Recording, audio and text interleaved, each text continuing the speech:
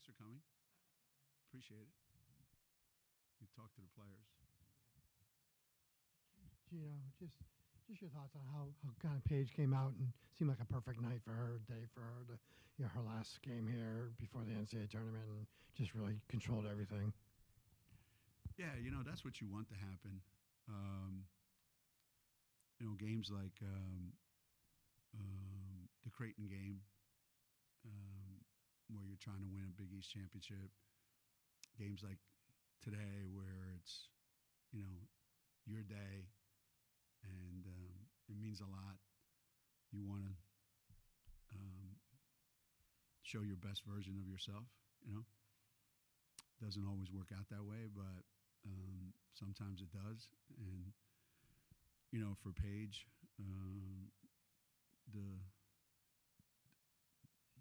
the season's been it's flown by, so fast, like they always do. But I think she's on the right track right now.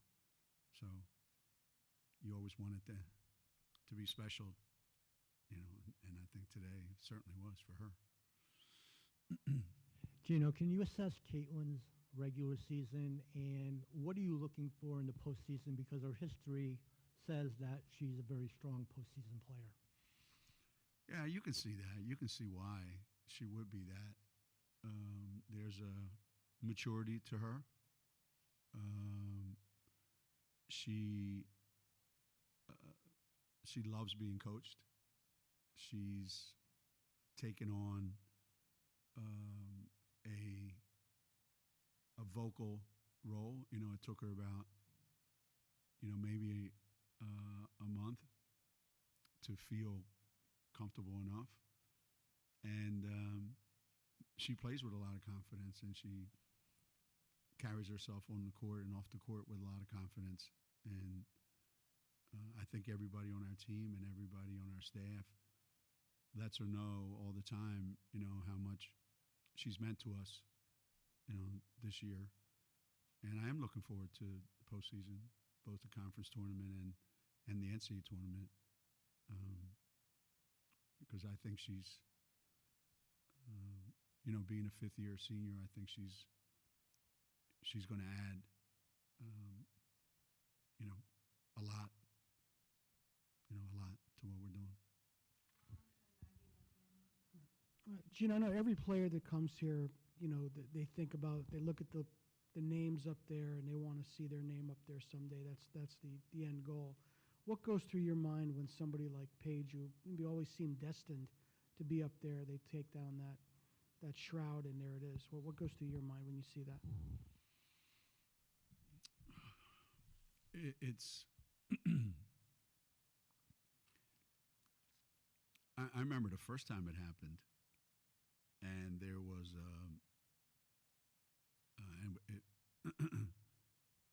well, the first time it happened with Carrie Bascom, we didn't have all this, and we never had a chance to really celebrate it like this. So Rebecca was probably the first one that ever got to experience what this feels like, and what it means to me personally is a reminder that it's a huge responsibility when you recruit players with that kind of talent.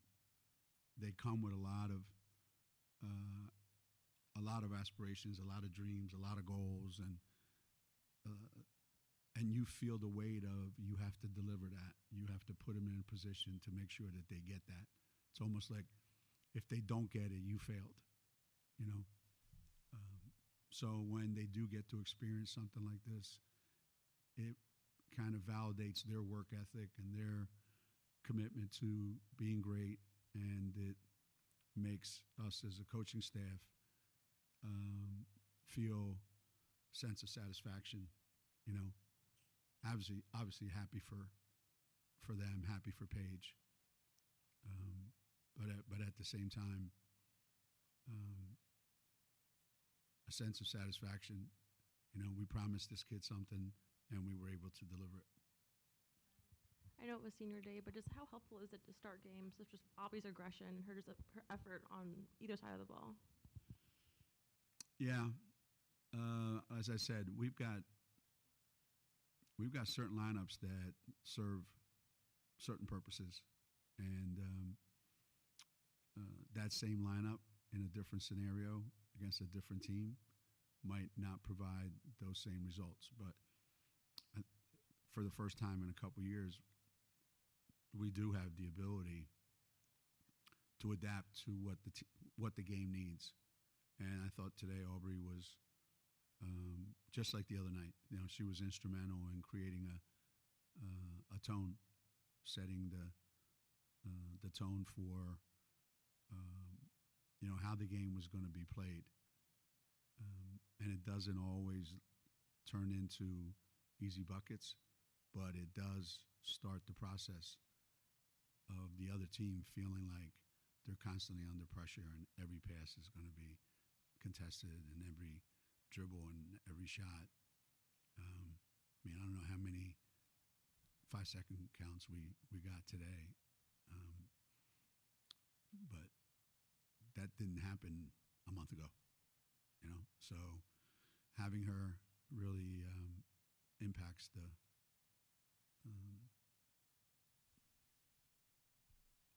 whole vibe of our defense. 4, yeah, and the offensive rebounds that she came up with. So no, that's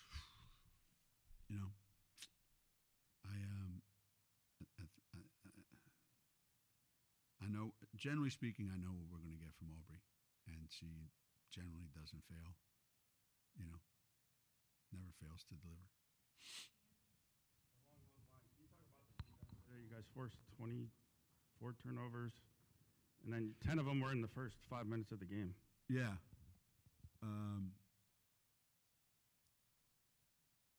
Well, we forced a lot of turnovers, and when they weren't turning it over, they scored. So I don't know that our defense was that great today. When we played Marquette last year in the Big East tournament, they had 26 for the game, and these guys had 34 at the half. And the only shots they made were threes and layups. So we were kind of animated at halftime, let's put it that way. Because I think you can get carried away with we're scoring a lot of points, so it doesn't matter how many they get. And that's a bad way to go into the postseason. And I thought that third quarter we came out, and it was way different than the first half. So creating turnovers is really important to us because it gets us going transition-wise. But the third quarter, we executed better, way better defensively in the third quarter. Geno, kind of on the flip side of Dom's question, I know Paige isn't one for, she doesn't prioritize individual accolades, but have you sensed even just going into today or during the ceremony, have you sensed that, like, she's realizing, like, I was able to do all this here and really have that sense of appreciation for her own path, or is she more so just focused on what's kind of ahead? That's a good question. And if you'd have asked me X number of years ago about one of our players who had that journey and that path and how do they feel and what significance or what amount of emotion or stuff like that, I would be able to give you a better answer. I think with a lot of these guys today, I don't think they know. I don't think they have the skills, the wherewithal to fully express how they really feel. I think there's a reticence about letting it all come out, putting it all out there, and letting everybody see this is who I am and this is what I feel like and this is what it all. I think it's there. I think it's inside, and maybe it'll manifest itself tonight when she's by herself, or tomorrow at practice, or maybe in the NCAA tournament game here at Gamble, when she'll look up and go, "It's my last time in this building," But at some point, it's gonna hit home, and I hope I'm around to see the reaction. You talked about it a little bit yesterday, but how did you like the way Ice came back today in her first game? Fantastic. I thought,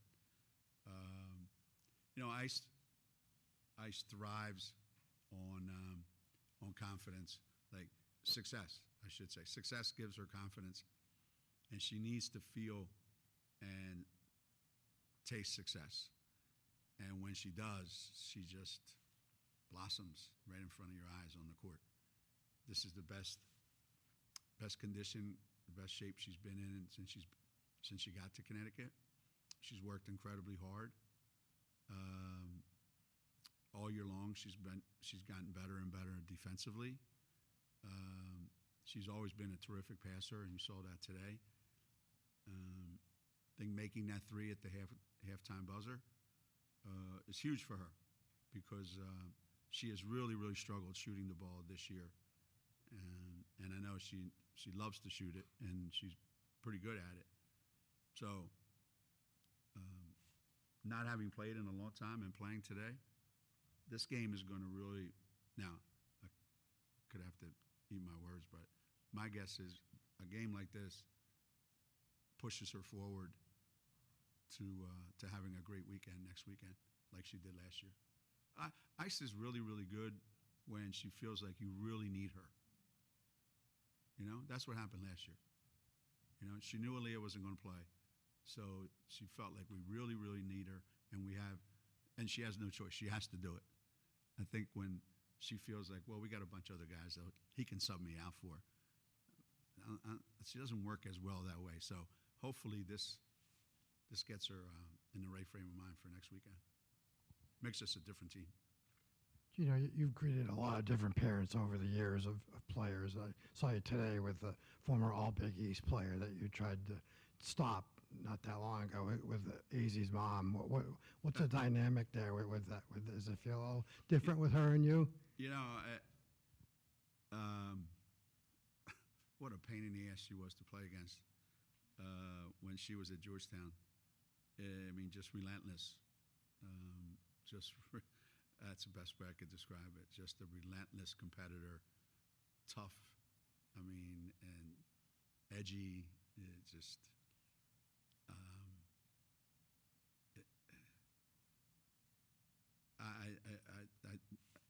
I said something to her today when she came up there.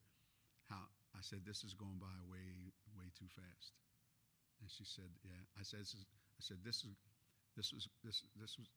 was fast, and she remarked, way too fast, and so did Tim, her dad. So,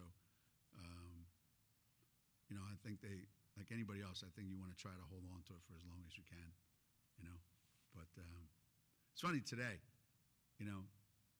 Katie, Azy's mom, and then Pam Rothfuss back then had a senior night because she played for me, and now her daughter is one of our managers. I mean, it's like I really need to be reminded one more time that I'm old. Like, that's just what I need. Kids that started work for me when they're my grandkids' age or something like that. Geno, Paige was devastated to finally miss a free throw there, and it's like it was going to ruin her. What was otherwise a pretty cool day for her. She obviously takes a lot of pride in her efficiency. I think she's right at like 90%. She's at 50% from the field, 40 from threes. What do you think of the efficient ways she's built her season?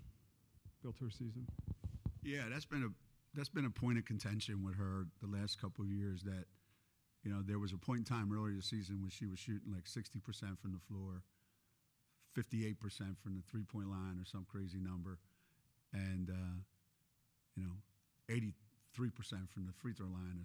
And that was the contention that we used to come with all the time. Said, we got to get her, we got to keep the ball out of her hands at crunch time because we don't want to go into the free throw line. So we were just constantly, picking on her, and having fun with her because we know how serious she is about all that. That she prides herself on, being called the most efficient player in America. I thought it was a little. Maybe it's because it's Oscar night. It's a little over dramatic. I thought it was a little much. The reaction to missing the free throw. I just turned around and started talking to my staff. I didn't need to be witness to anything like that.